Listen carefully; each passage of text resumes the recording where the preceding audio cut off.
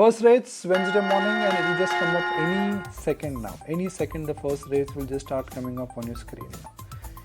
13 points high for Nifty. The market breadth not that powerful like what you were hoping for, but it is nice and steady. Newsmakers now, not too many newsmakers, but the one which, I mean, it's an odd one out. Which one I want to start with? That is IOC, because numbers were quite decent. Then you want to look at Tata Motors, where that stock has moved. Post numbers it went up, yesterday it came down. Jubilant Foodworks, high beta stock, tends to react to numbers, same store sales. That's the number which everybody looks with a magnifying glass.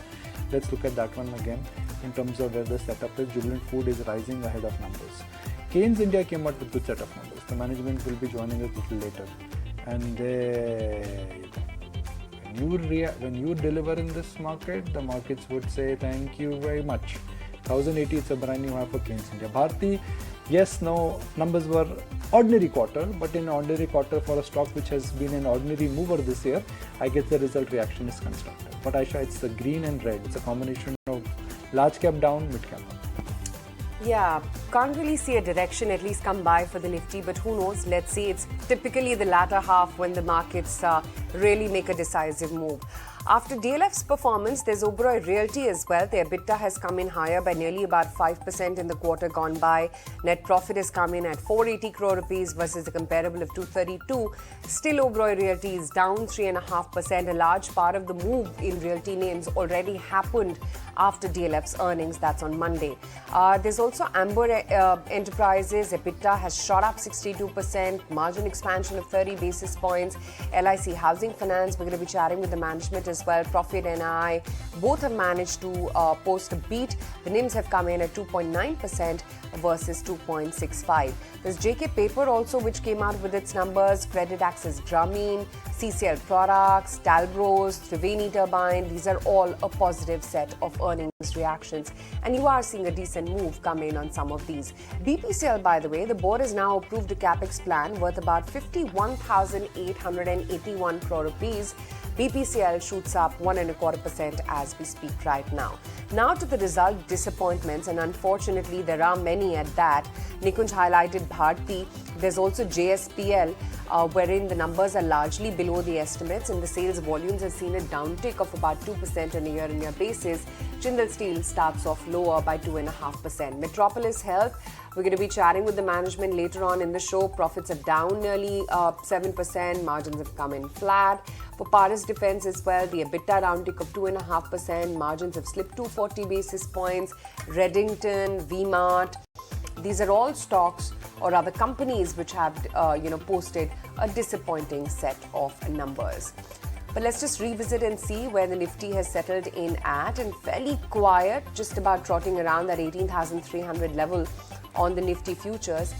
And even the market breadth within the F&O universe at least is pretty much even Steven. Kunal, difficult to pick out stocks to trade in this market?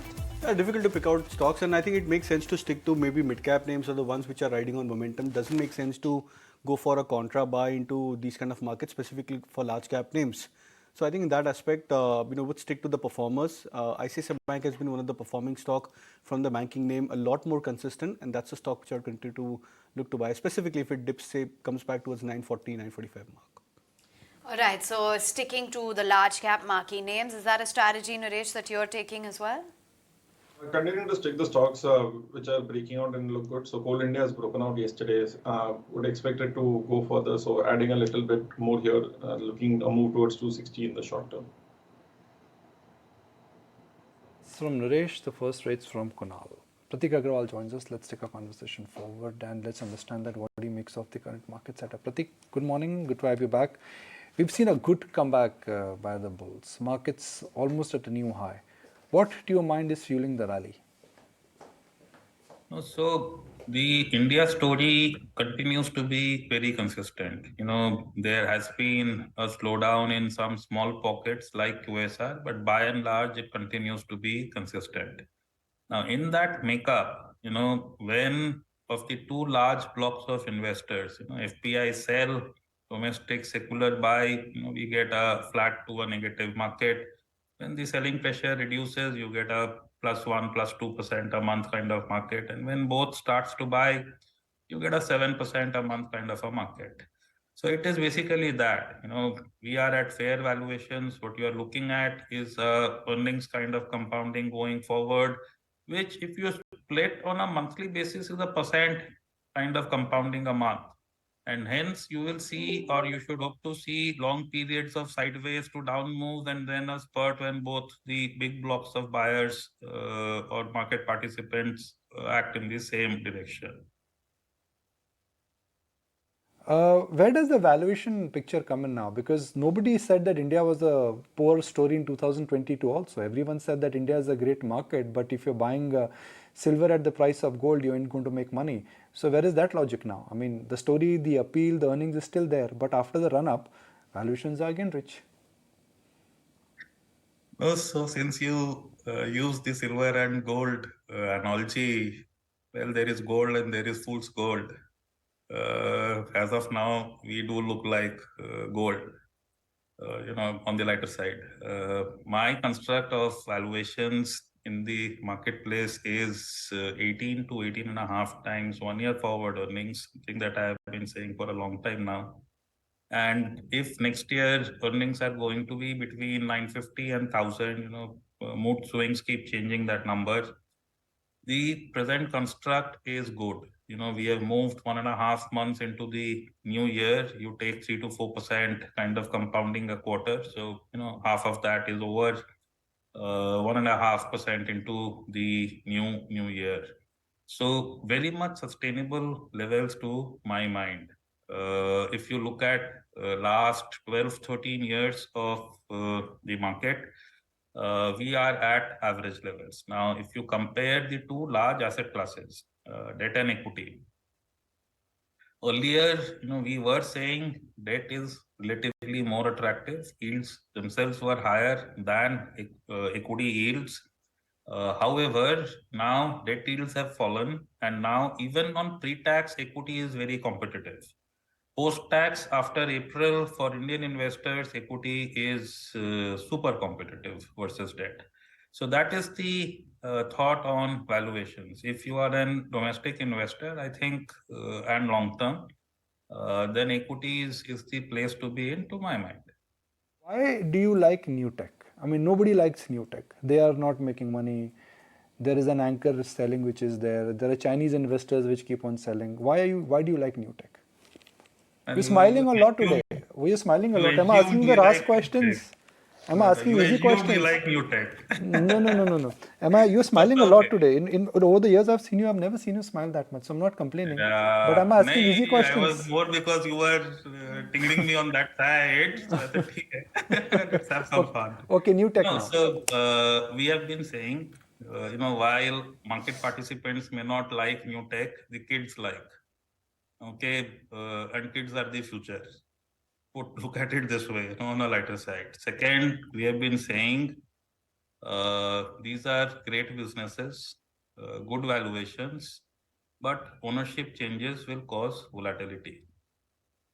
We have been saying this for past few months. Today, if you see across our house, we have a sprinkling of one of the two or maybe three new tech names across our funds.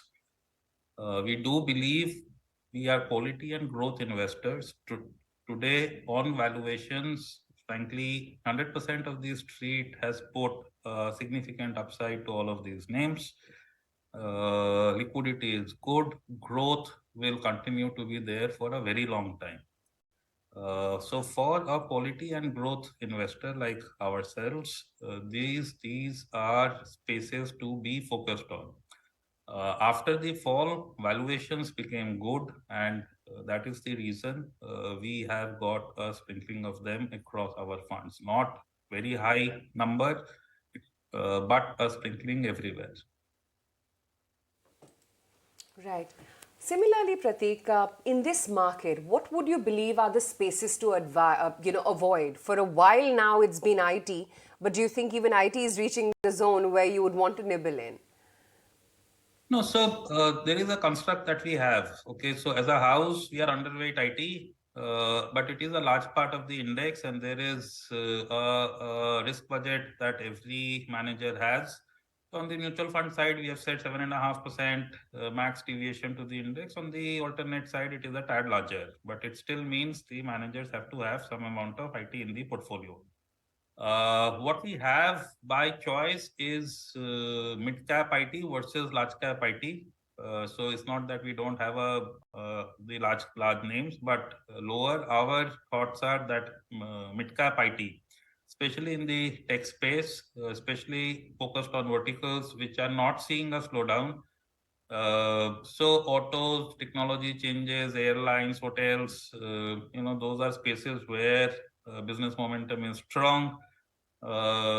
Maybe even telecom, where 4G to 5G is going to be a big spend. Our spaces, whichever company is strong in this space is where we are glued at. It was interesting that we were discussing just a couple of days ago, Prateek, that Zara India performed very well, and that the retail pie clearly seems to be holding out with the kind of consumer spending behavior patterns. What's your outlook on the entire premium retail and even the entire retail space? No, so very focused on premium retail. So this is a year where we are going to see a slowdown from a 15% nominal growth that we experienced in financial 23 to a 10.5% growth if we go by budget assumptions. When there is a slowdown, both on account of inflation and on account of real growth, one segment that will hold out much better is premium retailing. And, we are in our choice of discretionary consumption more focused on premium retailing. And yes, there are particular segments. So this is a new format, fast fashion. Whosoever is doing it is doing a good job of it. People have understood that this is a category that sells fast. So that is the other thing that we have in the portfolios. Okay. What is slow and boring? Because you like new tech companies, you like fast fashion. So you don't like the old boring things, NTPC, Power Grid, REC, all that is not on your radar? So now it has been 12 years that they have not been on our radar. So quality is there in many of them. Valuation comfort is there in all of them. But growth, the quantum that we want is not there in any of them. Is the reason why we are not there. But that said, there is a name or two in the renewable power space that we are invested in. One of the smaller funds does have that name, but we really want to stick to QGLP and try and see how each name takes each one of those 4 letters. All right, Prateek, thank you for joining us. By the way, I forgot to ask you one simple question. There is a newspaper article which I read that AI is making life difficult for fund managers now. First, they had to trouble to beat the benchmark, and now they have to beat AI also. Is it true? What is AI? AI, Artificial artificial intelligence. They will make us redundant. I'm scared of my job. So just imagine, I mean, first it was beating the benchmark. पहले Nifty issue होता था, AI भी आ गया. Good. Two things you have to beat. In AI compete with each other and we have a life. Well, what a world we live in, man. I mean, what a world we live in. Appreciate your time. So glad you could join us. But it's actually true. I mean, I'll tell you why AI is working. AI ultimately is nothing else but pattern recognition. In that pattern recognition, what has happened in the past, AI runs a model, says that this has happened in the past, this will happen in the future. I simply feel the world of investing does not work this way. What has happened in the past may not happen in the future because circumstances, they change. But AI, when you're doing algorithms, there is no emotion involved in it, right? I mean, imagine at the peak of COVID, AI would have picked up stocks because they became cheap. But the human or the intervention would have given you a sense of, COVID, even it's cheap, I don't know what will happen to humanity, I don't know what will happen to this medical crisis. AI, and index investing takes that human emotion out of investing. But that is the joy of investing, right? Yeah, Fear and greed. Yeah, like, the OpenAI chief, Sam Altman, while testifying before the US Senate, said that the government intervention rather, is going to be very critical to mitigate the risks of increasingly powerful AI systems. But that aside, let's welcome on board Dr. Abhay Soy, the CMD at Max Healthcare Institute, joins in on right now. Dr. Soy, great to have you on the show. We've seen a good growth in your EBITDA as well as margins, even though 100 new beds were added this time. What was the margin profile on the new beds? And on consolidated basis, where is it that you see your margins sustaining?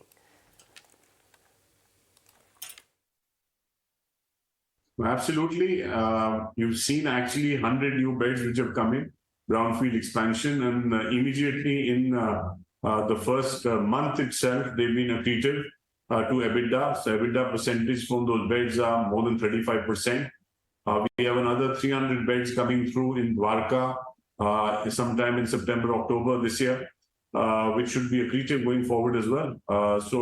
Yes, we are looking at margin expansions basis some of the new capacities which are coming, as well as the payer mix distillation that we are having, the clinical mix distillation we are having, and the little bit of annual price increase that we have, of course. Have you seen, now we've seen a consistent jump in your ARPOB and occupancy levels since last 4 quarters. Do you believe these numbers are nearing peak or the trend will continue? Well, I keep answering the question with respect to ARPOB every quarter. So we've been hitting record numbers every quarter for the last 5 or 6 quarters, in fact, and you've seen sequentially ARPOBs have been increasing quarter on quarter, whilst every quarter every previous quarter has been a highest quarter, the subsequent quarter sort of beats that.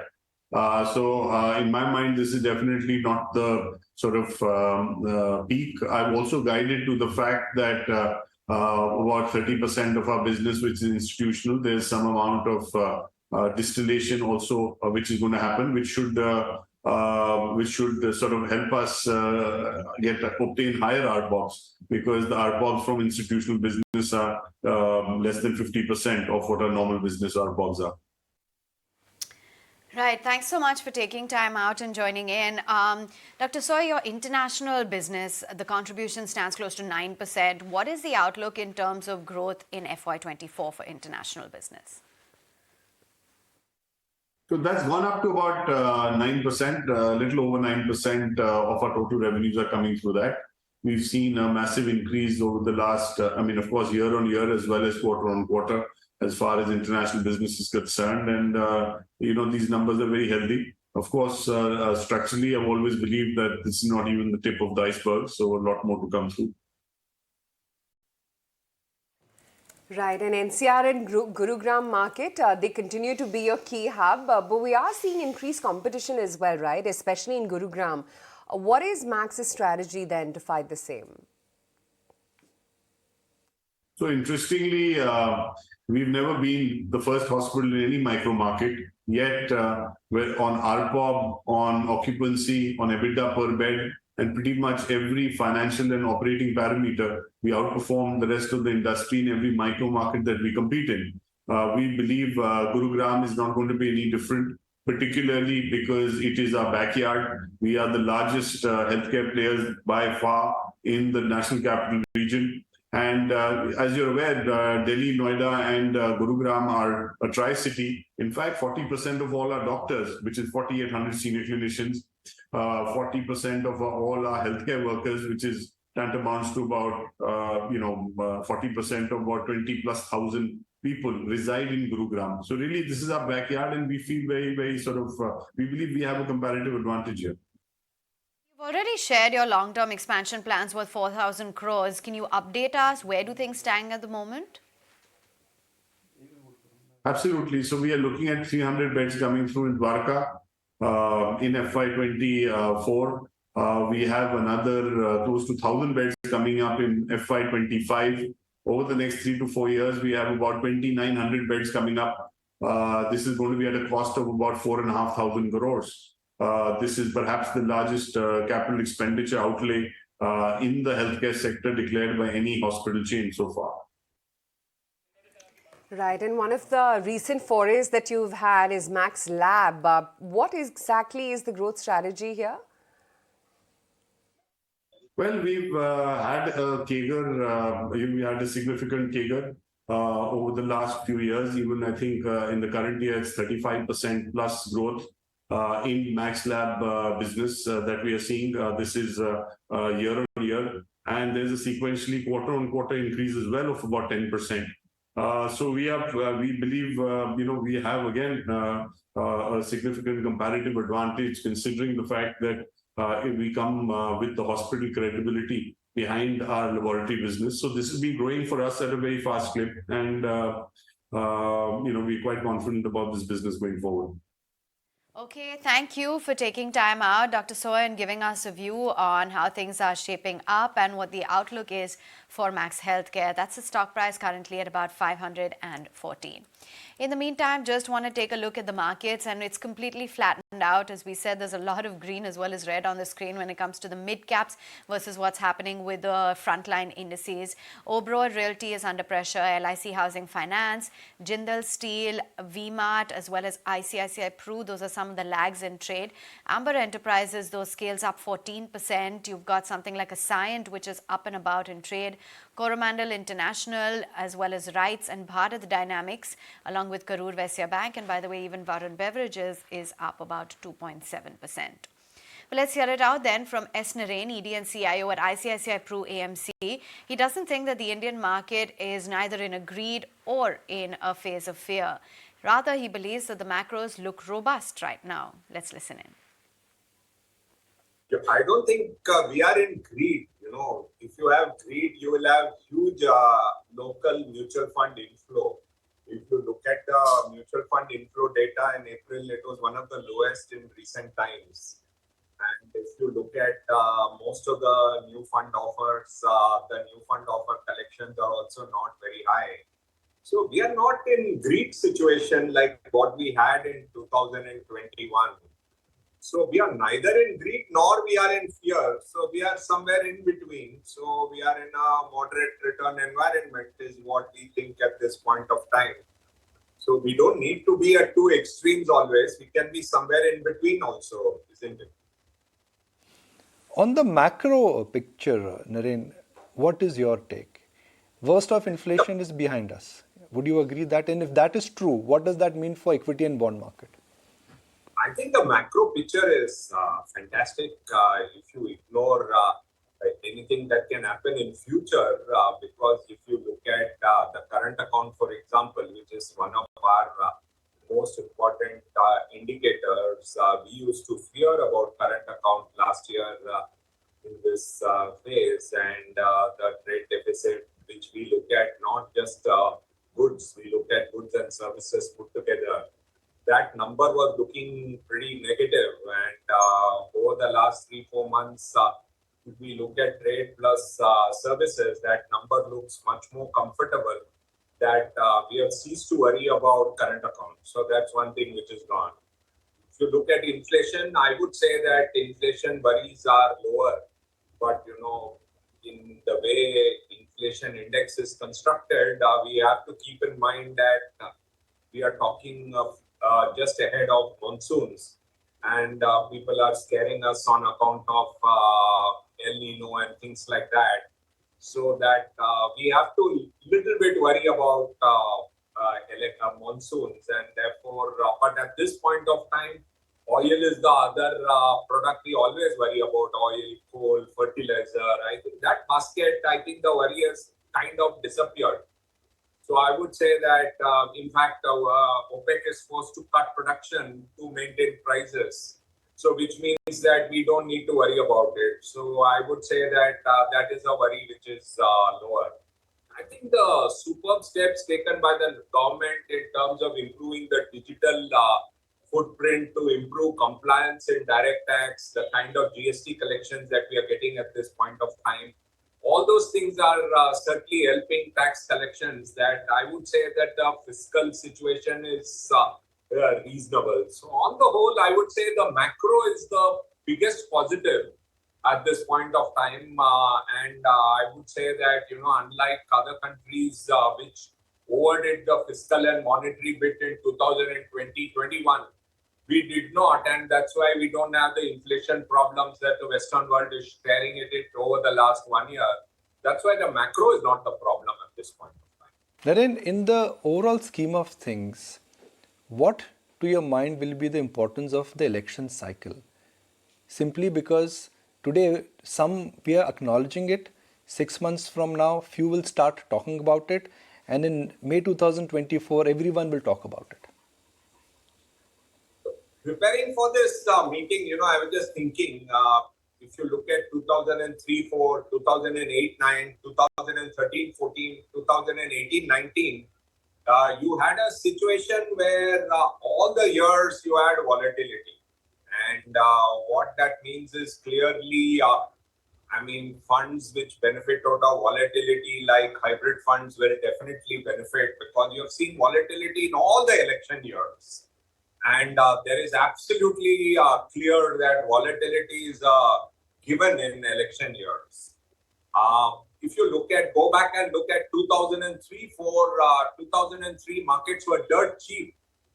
And 2003 kind of market we are not seeing at this point of time because market is no longer as cheap as they were in 2003. They are much, much more overvalued compared to 2003. To factor in 2003-4 is impossible. So I would say we have to, when you think of the election cycle, we have to believe that. Okay, let's analyze the one important piece for the market, and that's been earnings. In fact, Keynes Technology came out with its earnings, and let's try and understand what the order book, what the capex, and of course the earnings fine print is. Let me welcome on board Ramesh Kannan, the MD, and we have Jairam Paravastu Sampath, the CFO, joining in on the show right now. Gentlemen, great to have you both on the show. Ramesh, if I could start off the conversation with you, because we are seeing a pretty strong overall growth in your revenues. Share with us which markets and verticals are driving this kind of growth. We are growing on the industrial side and the automotive side. Automotive, more and more electronics is coming in. EV is adding to this, and we are in a good position placed with our customers. We have got good RFQs. Even railways, last 2 years was not much high, but this year we should be able to do a big number in the railway sector too. So overall, our growth comes from these three sectors. Medicals, we are having a lot of RFQ. It may not take place this year. It will take place only next year. Right. Jairam, if I could get you in the conversation, because you had guided for a 1,700 crore rupee top line for FY24.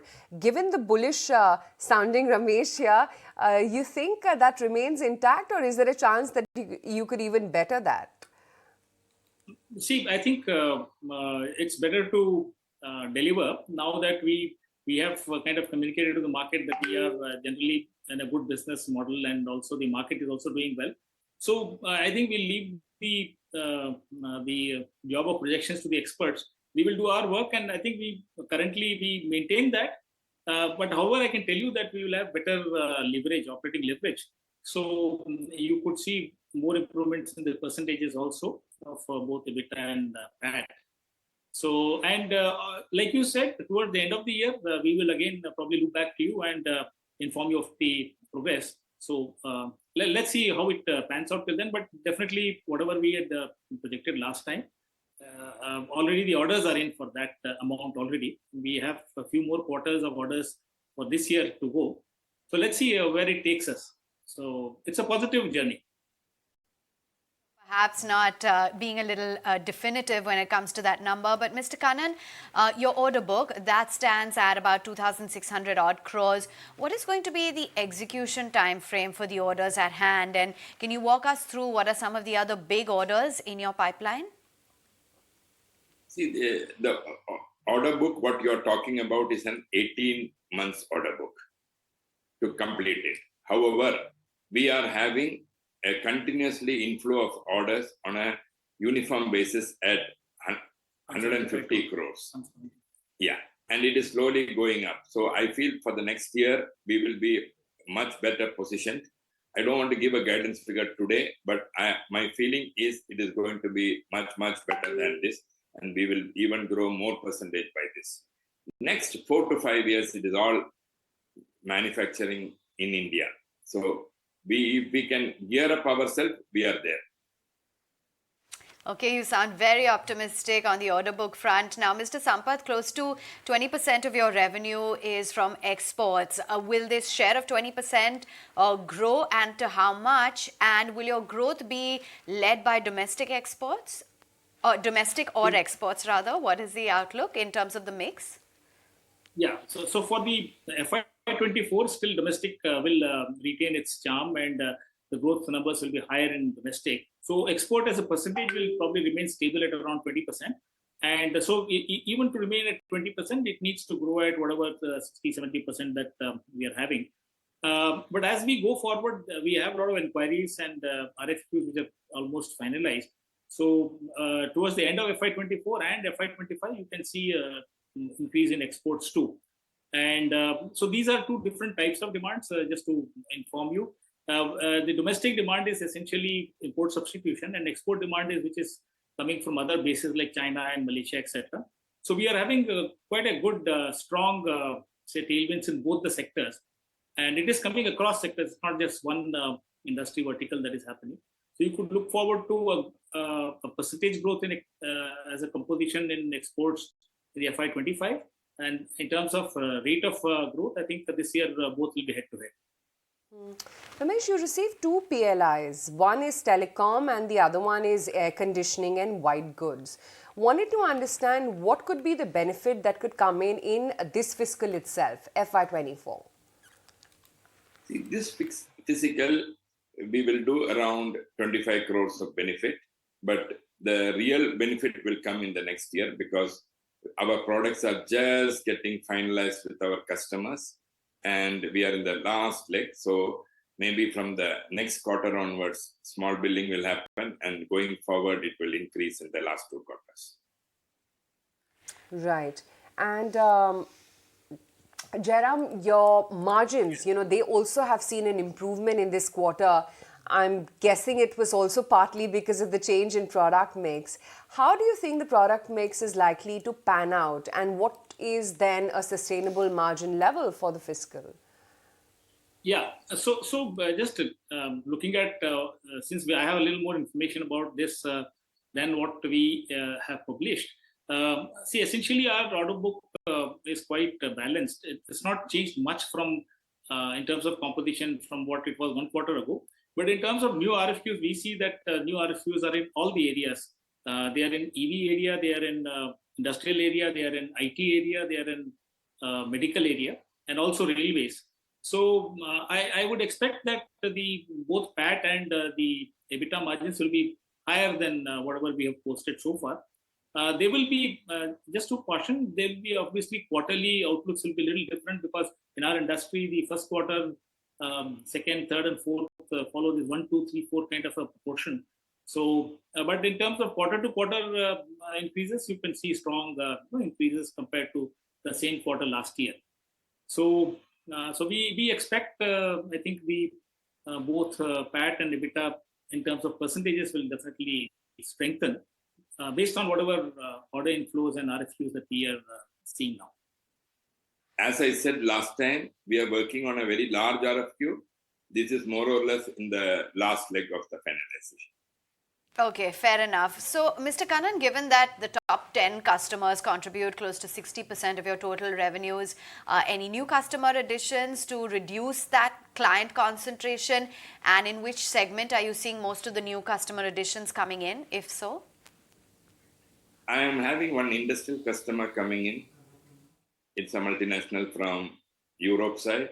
I'm also having a US customer also coming in. However, this large orders can come down to 50% of the top 10 can come down to 50%, not more than that, because every customer is growing. Yeah. If you see, domestic requirement also is increasing. So it will never be less than this. Yeah, just to supplement this thought, we will have more and more increase in all the customers. So what we will end up having is that the top customer concentration, top one customer concentration will come down to single digit, and all others will also similarly. So in terms of diversification, will be good to have at least 10 pillars who are equally strong and equally growing. Okay, fair enough. And so, Mr. Sampath, ODM segment is about 3% of your total revenue pie. And I understand that there are some plans to ramp up or increase the share of this segment, which is a high margin business, over the next 3 years to 20%. A, can you tell us what margins you enjoy? And B, tell us whether or not you are looking to up the revenue contribution, and how will that affect your overall margin and revenue profile? Yes. So if you notice, over the last 3 years, we've made significant investments into developing, accounting-wise, it's called the R&D expenditure. And we have worked on developing ODM profile for several products. We have more than 11 different streams of products wherein we are expecting the revenues to kick in over the next 2 to 3 years. In the same segment, we also have IoT solutions, which we've been talking about for last 6 months or so. What we have talked about is still incubating, and FY25 onwards, you can see some significant takeoff in these segments. So these these two segments, both IoT solutions and ODM, they are roughly around 9 to 10% currently in our total sales portfolio. So they are likely to go up to at least in next 3 years. I can expect that they can go to about 20%. Eventually, we like these to be about 25-30% of our total portfolio. So, but that is a working process right now.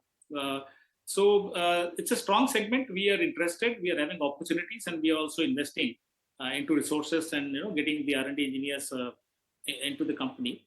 And so you will see some good news probably by the end of this year, wherein we will talk about new ODM clients too. And give us a sense then, going down the line, Mr. Khanna, there's a 260 crore capex lined out for FY24. What is the update on that capex and the expected capacity addition? Are you looking to increase the capex, considering that you were very bullish on your order outlook? See, we have already spent 40 crores. In the next coming quarter, we will be spending around 100 crores, and balance we will be completing this year. However, the coming year, we are re-looking at our whole budget and capex, everything. We will come back to you all at the appropriate time for that. There are several new projects lined up, so obviously it will require larger. It will require some capex, so we have just started working on it. Your time, Mr. Khanna, as well as Mr. Sampath. Thank you for joining in and giving us a lot more clarity. PAT and EBITDA margin will be higher. The sufficient orders are currently in hand, says the management, to deliver their revenue target. 1,700 crores is what they are sticking to for FY24, and domestic growth will be much higher than the export contribution. That stock is on fire in trade today, 16% on last count. Tell you what, then we'll take a quick break right here on the show, get you lots more market news when we return.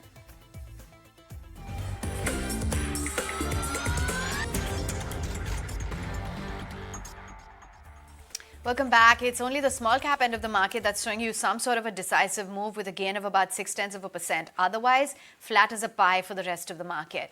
But let's move on then and get you a sense as to what the retail investor participation is like, because it seems that that COVID-led boom that we saw is waning out a bit. At least that's what the demat account additions are reflecting, as well as the SIP flow, something that we discussed earlier this morning as well. So let's find out what the outlook has been, or what the data has indicated for the month of April. Sharad, my colleague, joins in with those details. Sharad? Well, yes, demat accounts, a new opening has actually come down for the third straight month, and do remember this is coming at a 9-month low. Now, apart from this, also do remember that it's down almost 16% on a month-on-month basis and a 25% degrowth when it comes to the new account additions via the demats. Now, if you look at the FY23 average demat numbers, that comes at a monthly pace of almost 21 lakhs, and currently sitting at the month of April itself, the number has fallen to 16 lakh.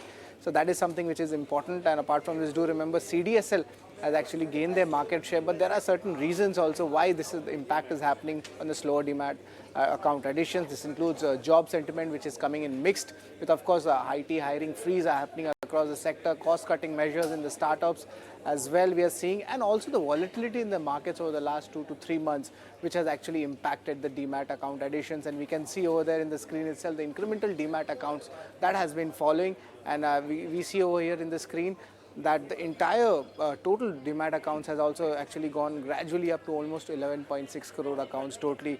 Apart from the demat accounts, another important data point we have got is the active user client base, and that has fallen consistently for the 10th straight month as per the data by NSE. And lastly, the SIP numbers is something which I'd like to point out, that is coming in at almost 2-month low, and do remember it has fallen almost 4% on a month-on-month basis. Reliance Retail and Adani Group have opted out from the race of future retail. That is what we are understanding. In fact, ET now has learned from sources that 6 lesser-known companies have actually submitted the final resolution plan. Ankur Mishra, my colleague here, with more details. Ankur, what are you picking up from your sources?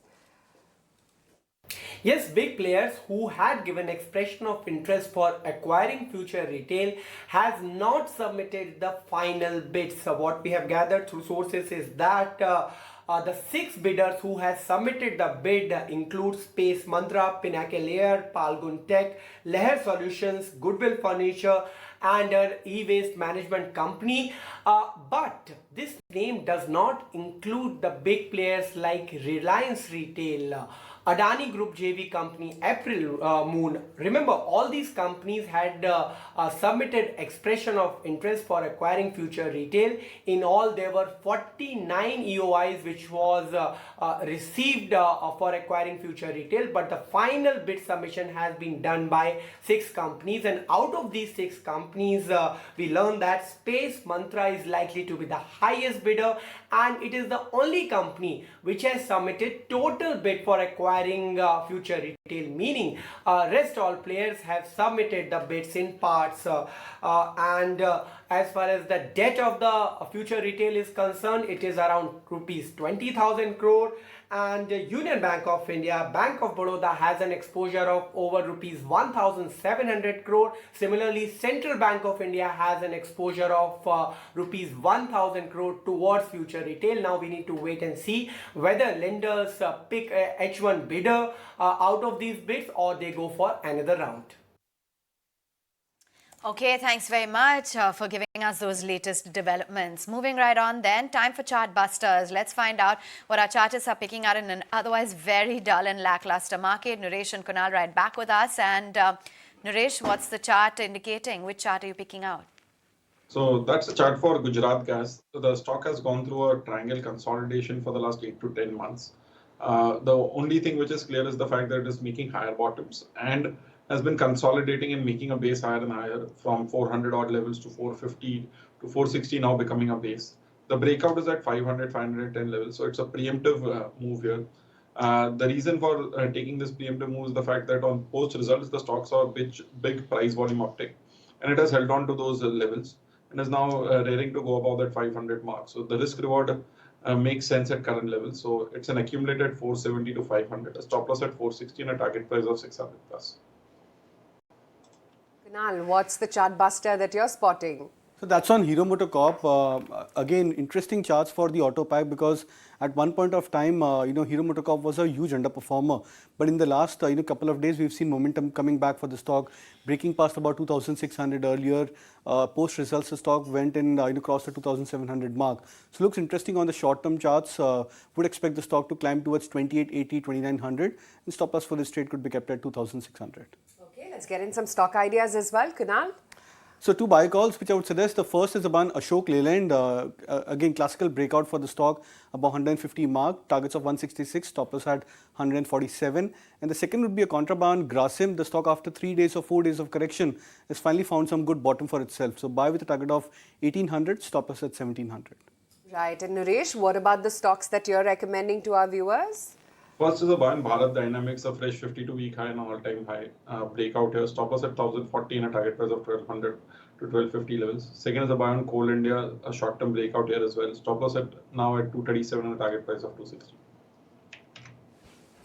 All right, that's the view coming in, some top recommendations being flagged off by our chartists. But what about the broader end of the market? And in fact, I want to point out some of the small cap movers in trade today because that index is holding out comfortably in the green. You've got an Amber Enterprises, which is continuing to scale up, Credit Access as well as Abaz, Granules along with Cyient. Naresh, let's get in a view then on the charts of an Amber Enterprises as well as Bharat Dynamics at 1103. So Amber Enterprises is a pullback given that the stock fell from almost 4,000 levels down to 1,800, more than a 50% fall. So it's just a recovery. The stock has been in a downtrend all through the last 1 year. So just a one-off move as of now. Would be too early to call a bottom here or take a trade given that it's already moved up 10-15% today. Bharat Dynamics on the other hand is interesting. The stock has finally made a breakout move again above that 1,050, which was the resistance for the last 1.5 months. Overall, the stock has been in a strong uptrend over the long run as well. So it looks promising for the short term, looking at a target price of 1,200, 1,250 on Bharat Dynamics are buy at current levels. Well, in minutes from now, we'll be talking to the management of BOB, but really the stock today, it's gains. It just hit out of the park. Numbers have been very strong. Now, let's see if this is a one-off. Or are they getting, 20% higher for a stock which I think went public less than a year ago. That's the power of, where how markets are essentially looking for good stories, and wherever there is a delivery and a commitment and a track record, those stocks are just flying. It's just been a perfect search, so to speak, for, gains. I'm going to also, move back to tech, because if markets indeed are moving higher, will tech now start participating? So Naresh, you cannot have an endless decline in tech.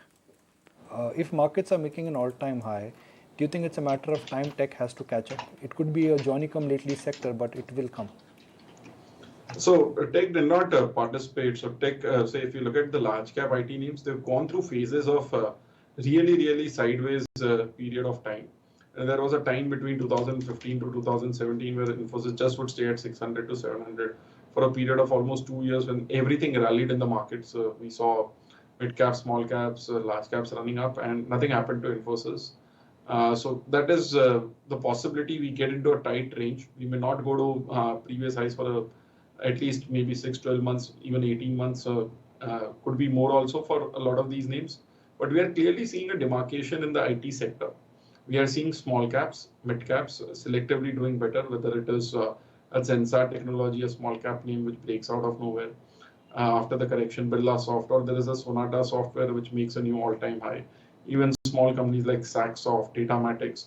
So what is very clear right now is one will have to go stock specific in the IT sector, cannot take it as a whole basket, and the large caps could underperform the broader IT names. So the trend is very clear. There are stocks which could be at all-time highs, and there are stocks which could be at 52-week lows in this sector. So no more time to take it as a sectoral call. Go stock specific, go mid cap and small caps in IT. Right, okay. Some of the other stocks which are looking active in trade, and let's just mark them for you. Dixon Technologies has jumped up quite nicely. That stock is holding out well. Indian Hotels is bumped up about 2.25%. Hero MotoCorp, Kunal just flagged this off as a chartbuster idea. Hero MotoCorp holding up 2% as we speak. But the much promised management, Sanjeev Chadha, MD and CEO at Bank of Baroda, joins in on the show right now. Sanjeev, great to have you in ET now. You've said that your corporate growth is at 7 times, or rather 0.7 times of growth, and retail at 1.5 times of your overall credit growth. With loan growth now set to dip to 14% as per your guidance, will you maintain the same stance? And which segments will you be looking to grow in? So I think there is a broader context in which we have targeted a faster retail growth. One, of course, is the opportunity which is there, which is of course very large in retail. But from our perspective, we believe that we are overexposed to the corporate segment for historical reasons, and therefore a transformation of the balance sheet, making it a bit more balanced, is something which is conducive to risk management. So as we go ahead, we do believe that our retail growth is going to be faster than corporate growth, although there is no gainsaying that today as we speak corporate growth has picked up. as compared to 6% in the previous year. This year we grew by about 13%, and I would believe that this momentum is likely to continue as we are seeing a broadening of the interest cycle. But equally, there remain large opportunities in retail for us, and therefore retail for us will form a larger part of the balance sheet as we move forward. Guided for a 3.3% base for NIMs in FY24. Will you be able to maintain these margins because now liabilities are getting repriced higher? So, I think it is true that in terms of liability pricing, the lag which was beneficial to the bank, that's no longer there. So, in fact, now there will be some pressure on margins from deposits being repriced at a higher rate. Having said that, I think there are some mitigating factors which are there. First, our exit net interest margin was about 3.53% now, and the overall for the year is 3.31. So, even if we factor in a bit of moderation, we believe we should be able to protect our full year margins at about 3.31%. Secondly, there is a change in the composition of book which is happening in favor of retail, where the margins are better, and within retail certain segments like personal loans which have significantly higher net interest margins, they are also growing faster.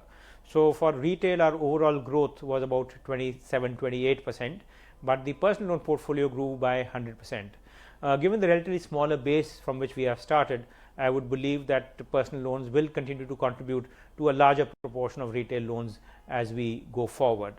Third, our international book, although margins have improved, but as compared to the domestic book, the margins are lower, 2% as against 3.5, 3.6%. And the kind of disproportionately large growth we saw in international for reasons that corporate credit in India, the margins were lower, that is unlikely to continue. International book is likely to grow at a pace similar to the overall loan growth. So, with international contributing a lower proportion, that also acts as support to the NIMs. So, we remain fairly confident that despite the pressure that deposit rates are likely to exert, we should be able to protect our margins to levels which are similar to what we had in the full year this year. Right. Good morning. Mr. Chadha, talk to us about the credit cost because that's remained at about 0.5%. Where do you see it trending and what is the outlook in terms of your recoveries? So, I think the benign corporate credit cycle continues, and therefore, we are likely to see credit costs which are possibly lower than trend. In our view, on a stabilized cycle basis, credit cost ought to be somewhere near about 1%. That is what we are taking as a base case.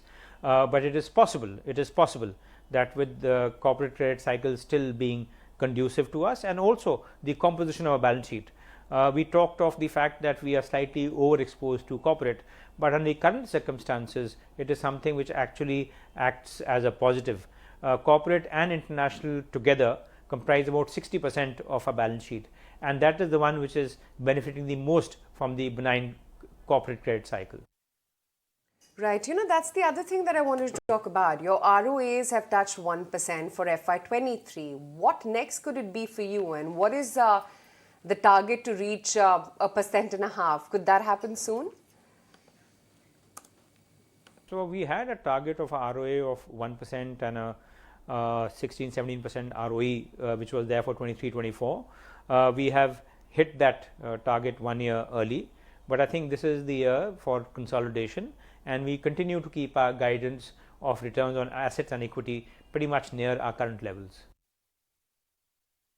It had reported that you were going for a prudent provisioning case in the case of Go First despite account being standard. I want to know how much of that has been provided and would you be providing it further? So, I think as for normally we do not really comment on specific account, but in this case this is in the public domain. So, we believe that we are very well collateralized as far as this account is concerned, but we continue to have a conservative stance, and therefore, we have provided 500 crores as a specific provision. All right. Thank you so much for taking time out and giving us a view on how things are shaping up at BOB. So that's the management talking about the focus on retail growth to really aid their margins, saying that pressure on margins as a liability side pressure has built a bit. Okay, let's move right on then. Take a very quick break right here on the show. Come right back as we get you lots more updates on the markets.